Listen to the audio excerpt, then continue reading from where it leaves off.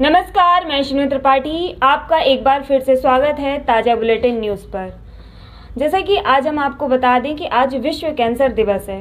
विश्व कैंसर दिवस हर बार मनाया जाता है, लेकिन इस बार हम विश्व कैंसर दिवस के बारे में और कैंसर से पीड़ित मरीजों के बारे में जानकारी लेने के लिए ईवा प्रिसीजन कैंसर केयर में आए हुए हैं, जहां पर कुछ स्पेशलिस्ट डॉक्टर भी मौजूद हैं। ईवा प्रिसीजन कैंसर केयर में हमारे साथ में एक और स्पेशलिस्ट मौजूद हैं। आइए जानते हैं कि उनका क्या काम है और वो कैसे कैंसर से रोकथाम के लिए लड़ रहे हैं।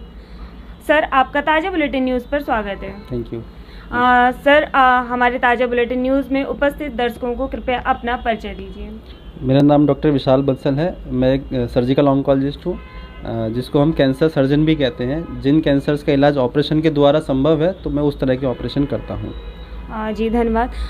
सर, जैसा कि ईवा प्रिसीजन कैंसर केयर का जो मकसद है कि आखिर इसे क्यों खोला गया है और इससे किस तरीके से लोगों को बचाया जा सकता है, कैसे कैंसर से इसमें रोकथाम की जाएगी और ये संस्था किस तरीके से चल रही है, क्या सरकार को इसकी मदद मिल रही है या फिर कोई और संस्था इसकी मदद कर रही है, तो ये ईवा प्रिसीजन कैंसर केयर किस तरीके से चल रहा है?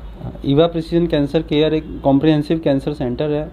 कैंसर ट्रीटमेंट में इस्तेमाल होने वाले सभी तरह की दवाइयाँ या डॉक्टर्स हमारे यहाँ अवेलेबल हैं, जैसे medical oncologist, surgical oncologist, radiation oncologist, onco fertility specialist, physiotherapist, counselling psychological counsellor and onco physiotherapist सब अवेलेबल हैं।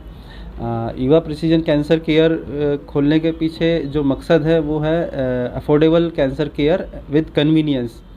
तो कन्वीनियंस की बात करें अगर हम, तो क्योंकि कैंसर एक लंबी बीमारी है, इसमें पेशेंट को मल्टीपल टाइम्स हॉस्पिटल जाना पड़ता है और हर एक बार उसको 2 से 3 घंटा वेट करना पड़ता है, जिससे उसको लॉस ऑफ इनकम अच्छा खासा होता है। एक तो उसका जहाँ खर्चा भी हो रहा है, दूसरा उसका लॉस ऑफ इनकम भी हो रहा है। ना सिर्फ पेशेंट का, पेशेंट के साथ 1 या 2 रिलेटिव्स भी आते हैं साथ में, तो उनका जो लॉस ऑफ इनकम हो रहा है, ये भी एक उनके लिए फाइनेंशियल लॉस हो जाता है। तो हमारा मकसद ये है कि इस चीज़ को ख़त्म करना, वेटिंग टाइम को ख़त्म करना। पेशेंट आए और विदिन 10 मिनट्स वो डॉक्टर से मिले, अपना कंसल्टेशन ले, डिटेल में बात करे और अपने घर जाए, ताकि उसको एक तो लॉस ऑफ इनकम जो है वो ख़त्म हो सके। दूसरा है अफोर्डेबिलिटी। जहाँ पेशेंट को बड़े हॉस्पिटल में ट्रीटमेंट लेने के लिए लाखों रुपए खर्च करने पड़ते हैं, वही चीज़ का हम कॉस्ट कटिंग कर सकते हैं दवाइयों के माध्यम से, या ऑपरेशन में भी हम 30 से 40% तक हम पेशेंट की कैंसर केयर की कॉस्ट कम कर सकते हैं। रही बात सरकार की, ये सरकारी संस्था नहीं है और अभी फ़िलहाल हमारे पास अभी किसी तरह की कोई मदद नहीं है।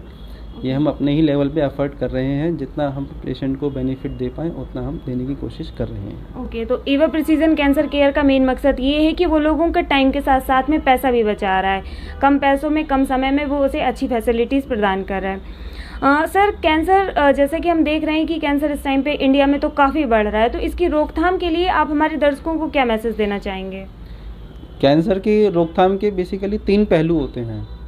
सबसे इम्पॉर्टेंट चीज़ है कि कैंसर हो ही ना किसी को, ऐसी बातें बताना लोगों को, यानी कैंसर अवेयरनेस। दूसरा है कि जिनको कैंसर अगर है तो उनको अर्ली स्टेज पे पकड़ना, यानी कि कैंसर डिटेक्शन वाया स्क्रीनिंग।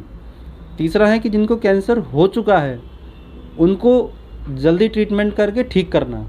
तो कैंसर की रोकथाम के तीनों ही ये पहलू होते हैं। अब जैसे कि तंबाकू का सेवन है, शराब का सेवन है, ये हम सबको पता है कि कैंसर करता है, लेकिन फिर भी लोग कर रहे हैं इस चीज़ को। और इंडिया ओरल कैंसर में नंबर 1 माना जाता है। ऐसे ही सर्वाइकल कैंसर, जो बच्चादानी के मुंह का कैंसर है, जो कि होना ही नहीं चाहिए, जो कि एक वैक्सीन के द्वारा रोका जा सकता है, उसमें भी इंडिया नंबर 1 है। तो अवेयरनेस लेवल जो बहुत कम है, तो अगर हमको ये चीज़ें मालूम होंगी तो हमें कैंसर एक तो होगा ही नहीं। दूसरा है कि जिन लोगों को कैंसर है उनको भी पता ही नहीं है। कुछ लोग ऐसे हैं जिनको कैंसर है, यानी कि स्क्रीनिंग मेथड्स हम अप्लाई करके उनका कैंसर जल्दी पकड़ सकते हैं। जैसे कि स्तन कैंसर हो गया, अंडकोश का कैंसर हो गया, प्रोस्टेट का कैंसर हो गया, बड़ी आंत का कैंसर हो गया, लंग कैंसर हो गया, ओरल कैंसर हो गया। हम इन चीज़ों को स्क्रीनिंग के माध्यम से पकड़ सकते हैं, ताकि उनका कैंसर ऐसी स्टेज पे ही हम पकड़ सकें जो कि छोटे इलाज से भी कम खर्चे में हमेशा के लिए ठीक हो जाए। तीसरा जो पहलू है ये कि जिनको कैंसर हो चुका है, क्या उनको सही ट्रीटमेंट मिल रहा है? क्योंकि कैंसर के डॉक्टर्स अभी उतने ज़्यादा है ही नहीं।